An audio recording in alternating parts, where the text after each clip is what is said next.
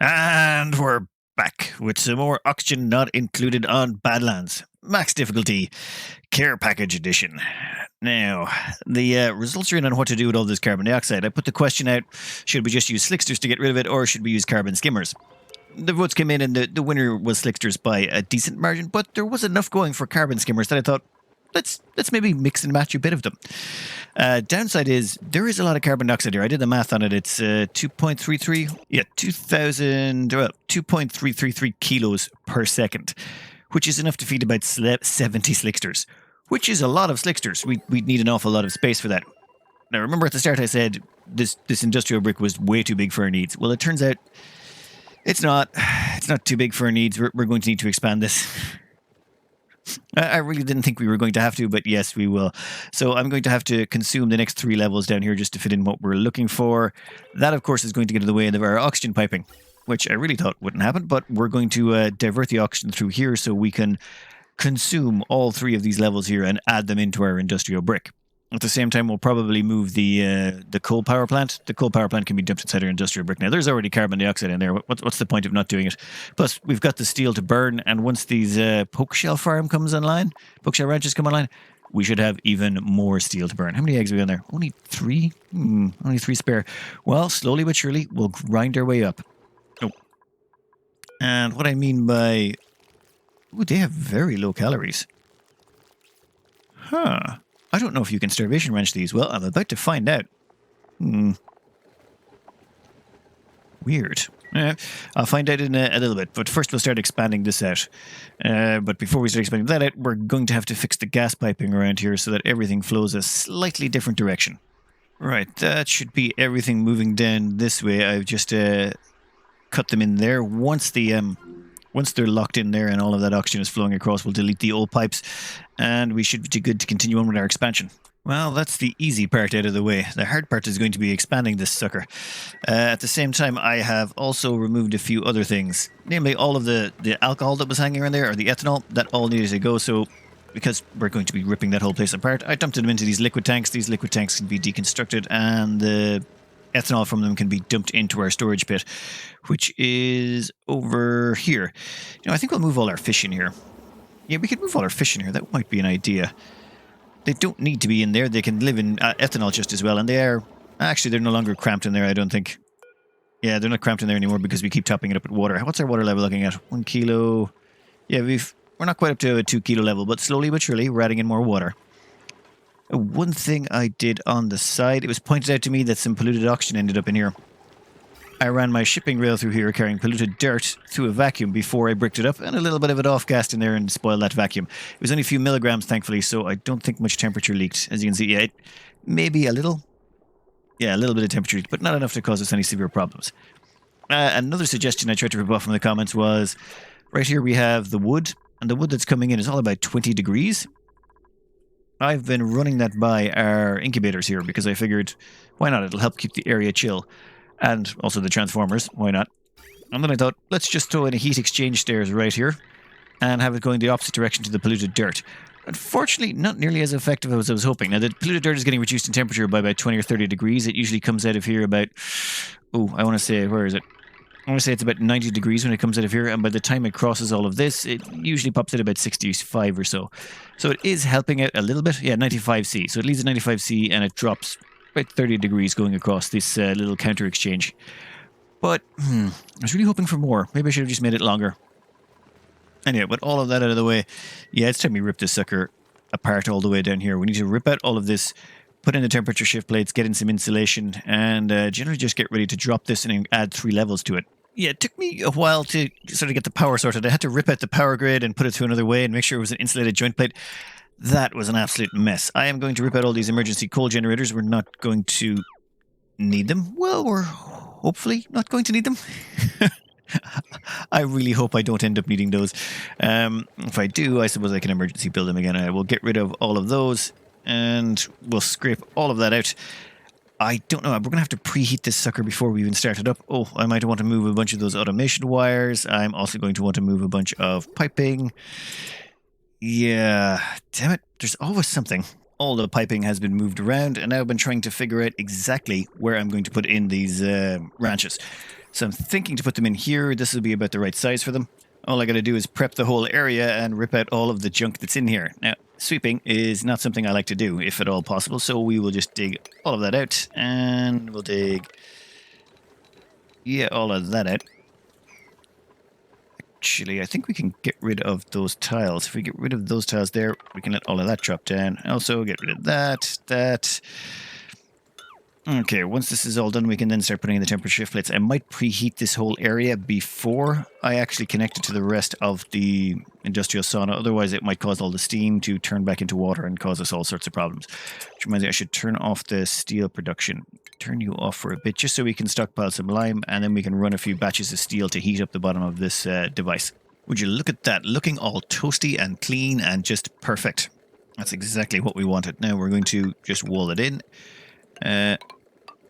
Yeah, we might need an entirely separate liquid lock to get in here for this area, at least to start anyway. Normally what I would have done was put some ladder system in here, but I sort of walled myself in with ethanol distilleries. Oops, I suppose is all I can say there. I can't even come down here because I'll let the liquid lock break. Maybe I should have planned this ahead slightly better, but I wasn't planning on running Slicksters. I'm also going to need to vacuum out this whole area, so lots and lots of gas pumps. There's a way you can do this with mini ones that's technically faster for less. Well, if you put in more mini pumps in, you can do it with less power, but I'm just not bothered. Instead, what we're going to do is just hook up all these pumps to the mains and really just rip everything out of here as quickly as we possibly can. I, of course, didn't put in that brick there and spilt a bunch of crude oil on the ground. No big deal. We'll sort that out in a minute. But in the meantime, I think we'll just skip it forward a bit while we get all of this gas pumping out of the way. And as the gas is being pumped out, we can start throwing in the temperature shift plates.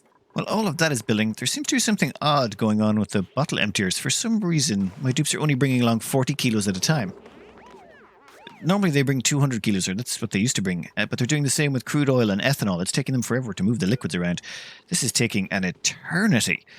Does anyone know if they've patched it, or is something bugged in my game? Because I've checked and they've access to plenty of crude oil. They just keep bringing along in 40 kilo increments. That's really frustrating, especially when it comes to making liquid locks.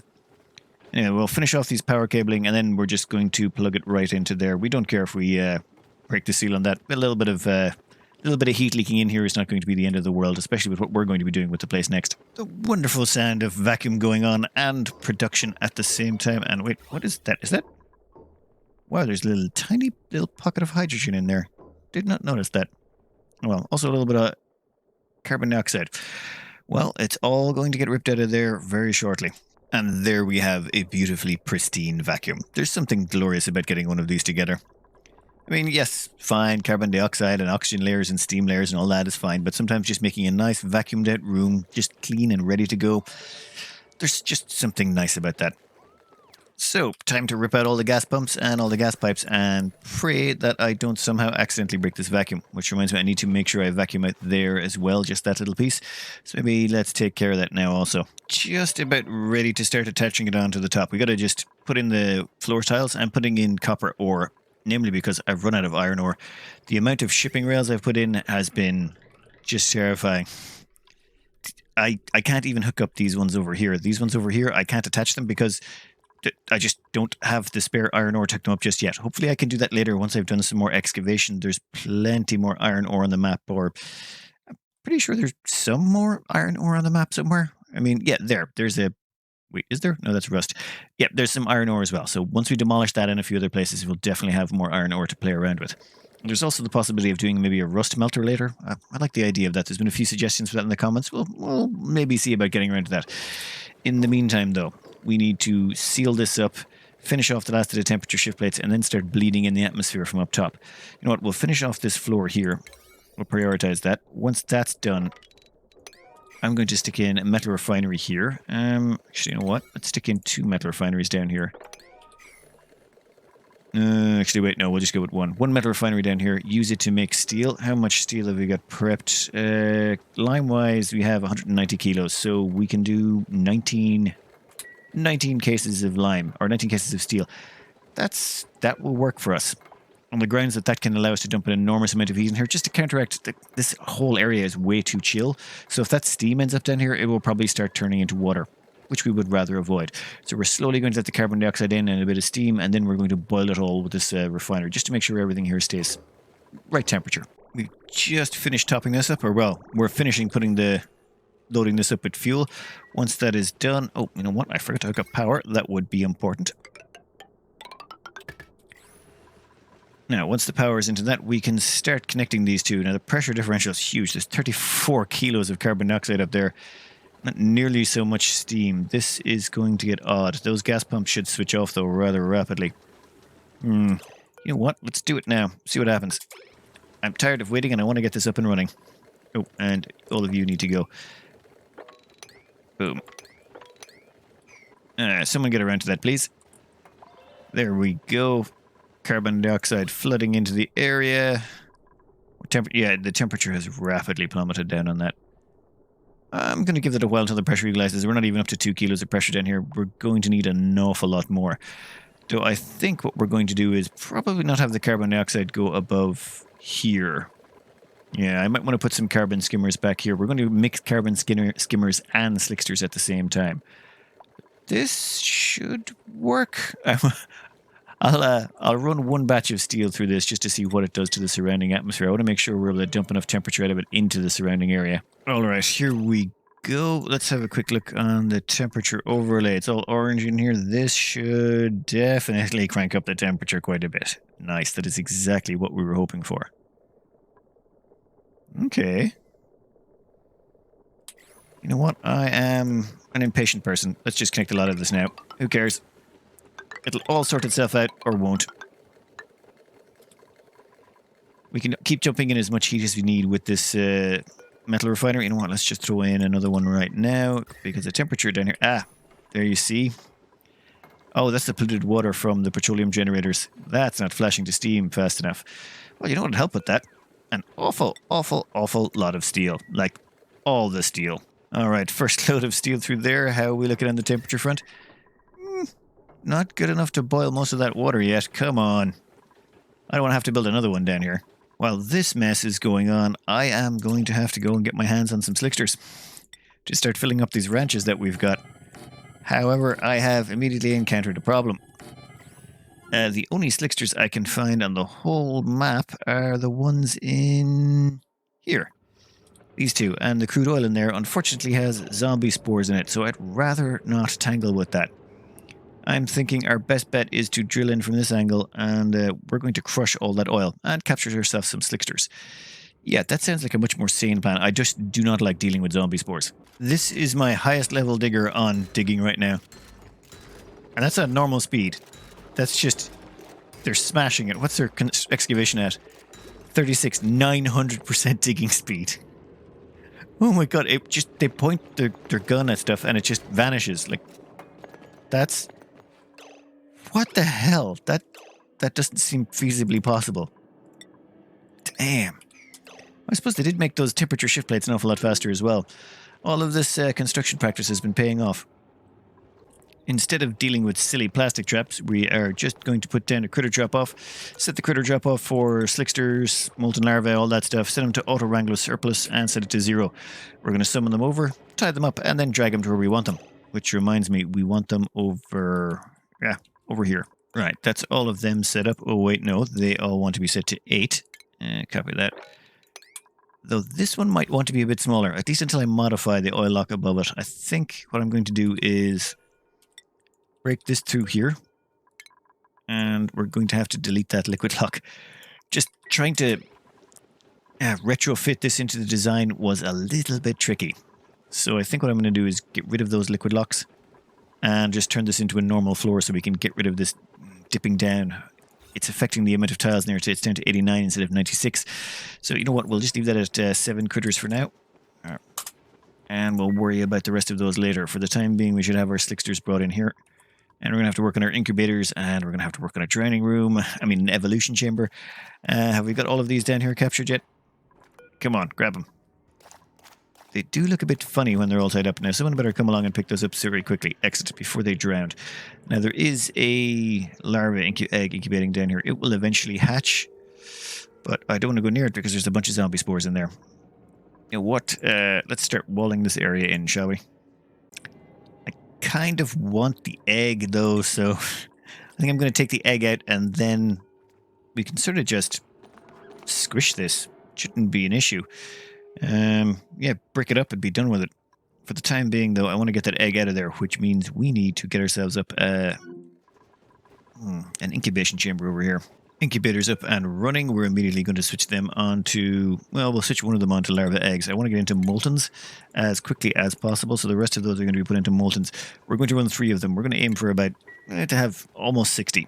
We're going to have 6 ranches here, and then I'll put a 7th one up here. I'll have to do some serious retrofitting to make this work, but we can definitely get up to 7 ranches. Actually, you know what? If I just moved all of that over to the right, we could do this an awful lot simpler. Well, I'll do that in a minute. Down here, I also made a few modifications to our steel. Oh, ignore that pipe of petroleum coming in. That's what actually filled up the machine. We're just going to turn this on now, and now it should send it all the way across here, and we should hopefully get the rest of that evaporating. Oh, and oil-wise, yes, that was what I was going to do. We are going to put in a bunch of mesh tiles all about there. That means all the petroleum and crude oil from our slicksters will fall down into this little pit, and I'm going to have to think of somewhere to put in a liquid pump. Probably this side? I'll have to put it on one side or the other and extract it out. Minor modifications for a later date. That will take care of that. Now what's the next up? Oh yes, moving all of this junk about, wasn't it? So some major renovations. I don't know what way to describe it. I moved all the gas pumps down a level and set up the automation down another level as well. This should make sure this entire floor, these entire bottom floors are full of carbon dioxide, but the top parts are all full of steam, just to make sure everything comes out as hot as possible. These, though, have to be hooked up to power. I just left them disconnected for now, but we were in the midst of the renovations, but they have all... I also had to move all the gas piping, of course, for them. That door should probably let people in there so they can do their modifications. And boom, all done. Over here we've got 2 set up for moltons and 1 set up for regular larvae. Eventually we'll start getting the correct type. What are your percentage chances? Still nothing on molten? Ah, yeah, the problem is it hasn't actually hit the correct temperature. You need to hit about 100 degrees before they start... before their molten chances start going up. They'll need to be there for another 50 or 60 cycles, just 30, 40 cycles until they soak up in heat. This is still dumping temperature down here, though I'm going to have to stop at some point. But I think, yeah, we've managed to evaporate all the water, and all that's left down here is crude oil.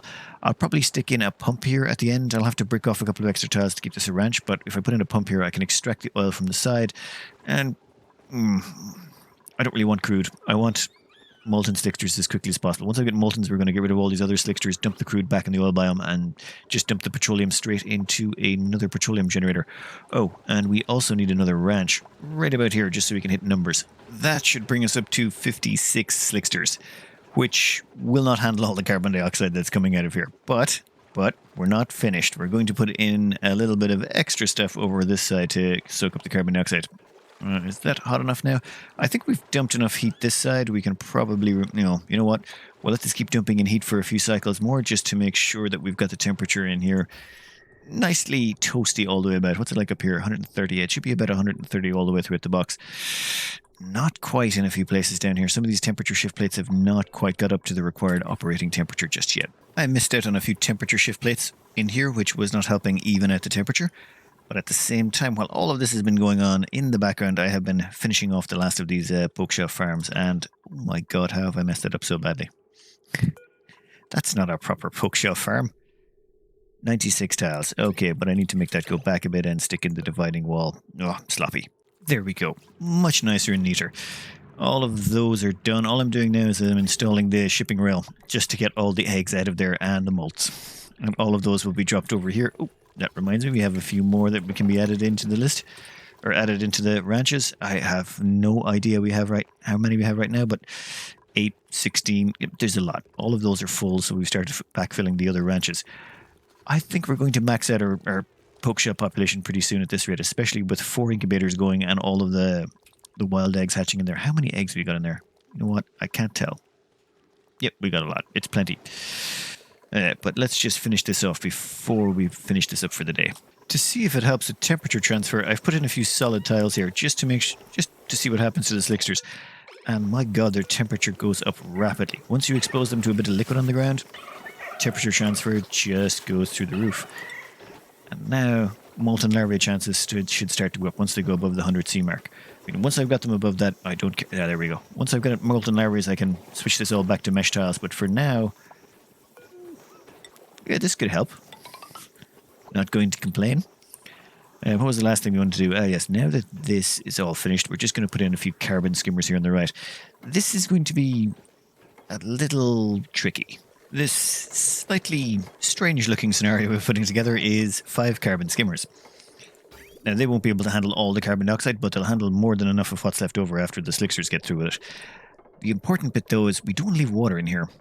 The reason being the water, if it's left in these pipes for long periods of time, will eventually exchange enough heat that it'll start cracking or damaging things, and we don't want that.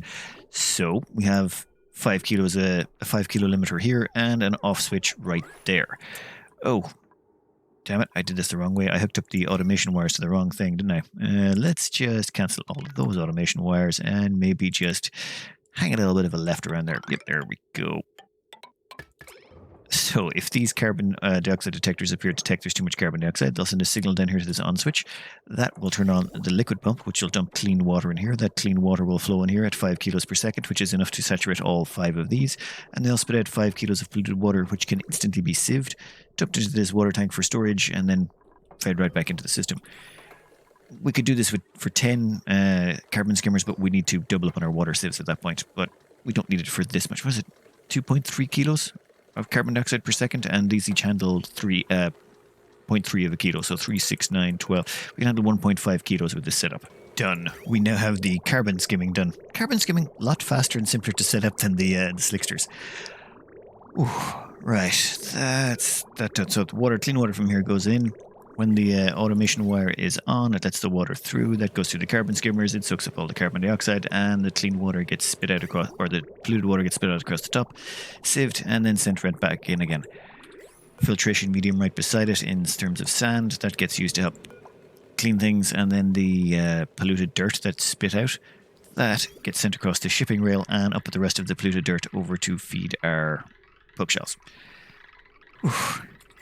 Right, but now ethanol is appearing in here. Yes, I'm going to need to find out what's doing that. There's going to be some testing because I cannot allow that to happen. Over here, the poke shells. How many have we got going on? We have 66 poke shells, and after I've checked them, let's see here. This one is 6 years of age, and where is it? Yeah, calories. They burn 100 calories a cycle, which means this one will not start starving for another 7.9 cycles. By then, though, it will have hit 12 years of age, at which point it will have dropped its first egg. So it'll already have dropped an egg before it starved, meaning we'll get an egg out of each one of them, so they effectively replace each other, which means we should end up at about 100. Oh, wait. Sorry, missing an incubator. There should be 5 incubators here, not 4 if we want to hit 100. 20, 40, 60, 80, 100. Or is it 25 apiece? Oh, sorry, 25 apiece. Never mind. That was me just worrying for no reason. Down here, I think we're going to have to split up the pipes. I'll start this off screen, but I think we're going to limit it so that there's only 1 kilo per pipe, and then maybe put in 4 petroleum generators. That way we're only burning off 1 kilo per pipe. That means it can't state change inside the pipe. I think that will be our simplest solution to this problem. I'll do some playtesting in the background. Anyway, I'm going to cut it out here for the day. I'm out of time, and it's rather late. So I hope you enjoyed, and good luck.